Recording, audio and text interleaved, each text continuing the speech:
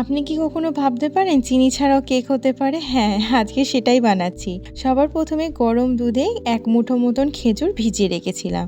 সাথে ৩ টে পাকা কলা দিয়ে ভেজানো খেজুরগুলোকে খুব সুন্দর করে ব্লেন্ড করে নেব। এবার এই মিশ্রণটিতে ১ কাপ ময়দা দিয়ে দিচ্ছি। আপনারা ময়দার পরিবর্তে আটাও দিতে পারেন। তারপর ১ চামচ গুঁড়ো দুধ দিয়েছি, 1/2 কাপ তেল দিয়েছি, রিফাইন তেল। তেলের বদলে বাটারও দিতে পারেন। এখানে ১ কাপ দুধ দিয়ে দিলাম। খুব ভালো করে মিক্স করে নিয়েছি। ১ চামচ বেকিং পাউডার, 1/2 চামচ বেকিং সোডা দিয়ে মিক্স করে নিয়েছি। আমার কাছে কেক তৈরির মোল্ড না থাকায় এটা স্টিলের বাটিতে বানাচ্ছি। একটুখানি তেল ব্রাশ করে দিয়ে উপর দিয়ে একটু ময়দার কোট করে দিয়েছিলাম। এখন কেকটাকে বেক করে নেব। মিনিমাম ১ ঘন্টা সময় লেগেছে লো ফ্লেমে। আর দেখুন কত সুন্দর কেকটা ফুলেছে, আর কেকটা কিন্তু একদমই তৈরি। মাঝে কেকটাতে একটুখানি কাজু ছড়িয়ে দিয়েছিলাম যাতে দেখতে ভালো লাগে। আর দেখুন তো আমাদের চিনি ছাড়া কেক একদম তৈরি। ছোট বেবিদের জন্য এবং যাদের চিনি খাওয়া বারণ তাদের জন্য কিন্তু একটি ভীষণ ভালো রেসিপি। ভিডিওটি দেখার জন্য ধন্যবাদ।